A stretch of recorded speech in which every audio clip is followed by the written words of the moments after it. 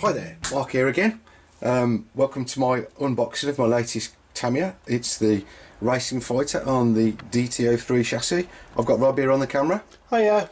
And hopefully we're going to unbox this, show you all the parts, and have a bit of a chat about what makes this, both Rob and I think, is probably one of your best entry-level Tamiyas, don't you think, Rob? I do, certainly, sir. So if you haven't got a Tamiya, you haven't built a kit before, this rear-wheel drive buggy is a real bargain, isn't it, mate? I think so, yeah. So what we'll do, let's get the stuff out. One of the good points about it as well is it's at the moment in the UK anyway, it's very cheap. I got this for less than £100 from Time Tunnel Models. There, he's always a good guy, Neil, to deal with there. So it's good value for money because you get included, and make sure when if you are looking for one that you do check out that you get one that's included with a torque tune motor, Rob? It is. And the oil-filled CVA dampers. And this one actually came also with the ESC, which is the TBLE02. TBLE02, thanks Rob. What we'll do, we'll get these out now, and by the magic of video, we'll get rid of all the plastic bags.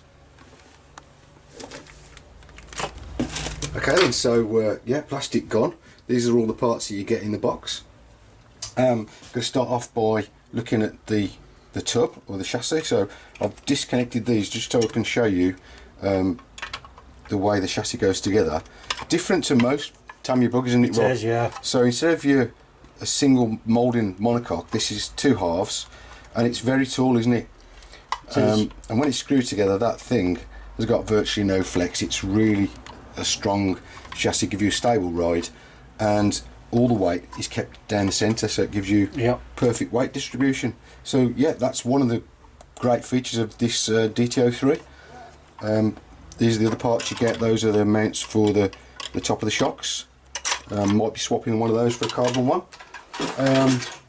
So we'll have a look at the manual in a second. We've got these lovely Stardish wheels. I do like the black ones. Yeah, they're loads better than the white ones. Yeah, I don't like the white, which is another good reason for going for the DT03 Racing Fighter. We get some lovely rear square spike tyres. In our experience, these are great, aren't they, Rob? They are really good for stock. For general off-road running, you get lots of grip on most kind of off-road surfaces, don't you? You do.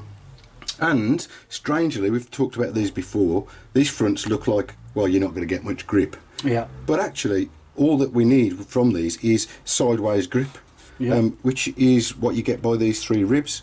They are actually really good off-road tyres, aren't they? I've left them on mine. Yeah, we've tried spike ones in replacement, and really these are just as good. So great set of wheels and tyres you get. Bonus with this one, we've got a torque tune motor. Gives you a little bit more speed, a little bit more revs.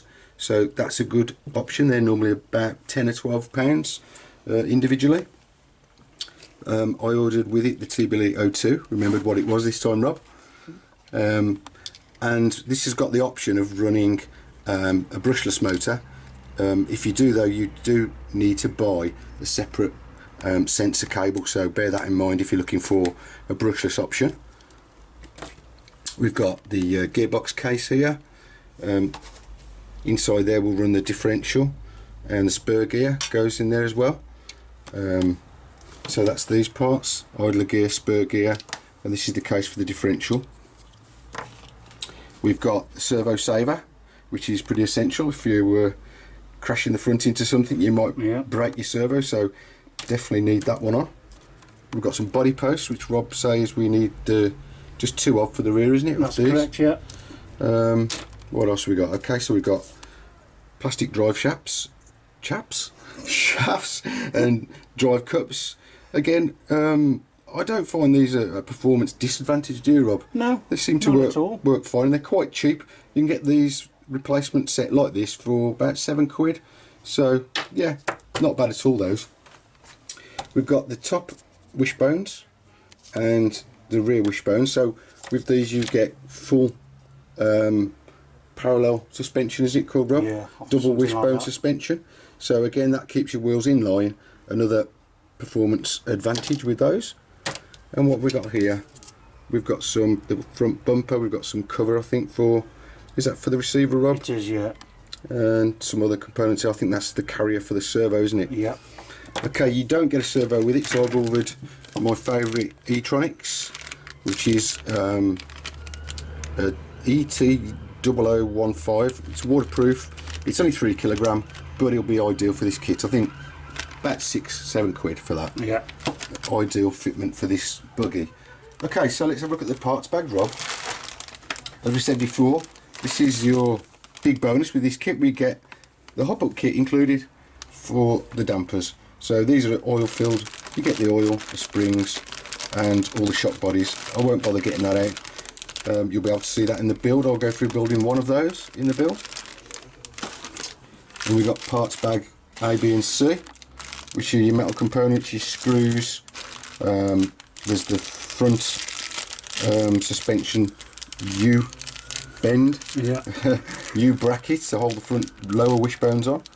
You've got the steering arms for the front. We've got some grease. Those are the differential gears that go in this case. Motor plate. What else we got in there? Oh, we've got a few plastic bushings. Oh, I didn't mention that, did I, Rob? No. Here we go. Hiding. Yeah. You know that I hate, and Rob hates, the plastic bushings. If you get this kit or any Tamiya kit, I recommend, if it's got bushings, buy the metal replacements. Again, they're a few quid, aren't they, Rob? They are. I think this was £6 or £7 extra, and it's a no-brainer because the bushings will wear out and ruin your car. So, recommend you go for those. And again, we've got parts bag D, more screws, some ties, a little wrench, which is useful if you haven't got one, and more of those horrible bushings. Okay, so come to the body. It's a clear Lexan. You have to trim all this off. You have to trim off the wing separately, and I'm not going with stock art on this, which is the orange, because Rob's got an orange I went racing stock. fighter, so we're going to go fluo green. So hopefully when we have a bit of a race, which we will, won't we? Certainly will. You'll certainly be able to tell the cars apart. And that's a cheap Absimer paint that I got from Time Tunnel.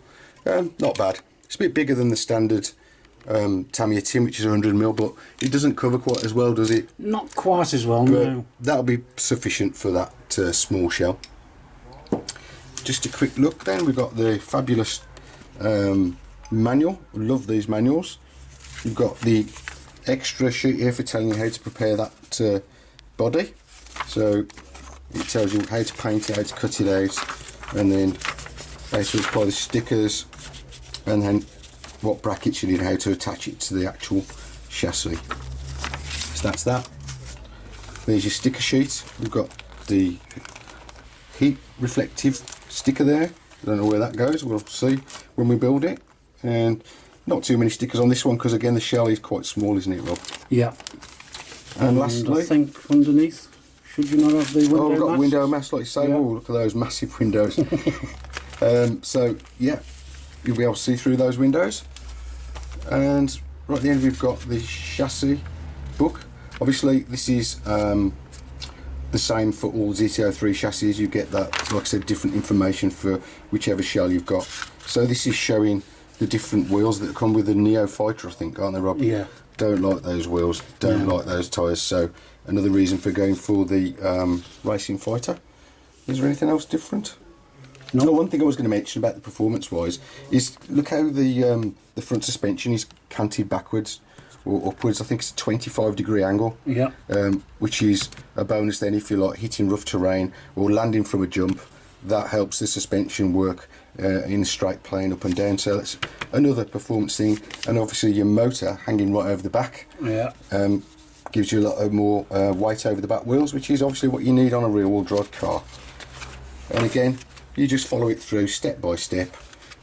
All the parts are listed on the left that you need to carry out the instructions on the right with, and yeah, all the way through. This one's quite an easy build. There's not that many parts. Again, ideal for your first kit. Obviously you need to ignore this part, which is about building the pogo shocks, as we call them, Oh no, they look like proper friction Well, shocks. they are. Yeah, it ones. looks like they're because they've got the tubes in. But don't worry about that. Yeah. We haven't got them with this kit. You have to follow the separate instructions that come with the hop-up kit there. How to put your electrics on. Again, this is the looks like the Neo Fighter body they're showing you how to fit there. And interestingly, it shows you've got a transponder bracket because I think, Rob, there's an actual racing series for this for this buggy that you can enter this year, the Fighter Cup series. So yeah, again, if you buy one of these, you might have a local club. You could go racing with this little buggy. So I think we're about at the end there, aren't we, Rob? I think so, sir. So I'm really looking forward to building this one and getting it out on the track with Rob. Hope you've enjoyed watching. Hopefully you'll join us on the build video or videos, and hope to see you soon. Cheers. Bye.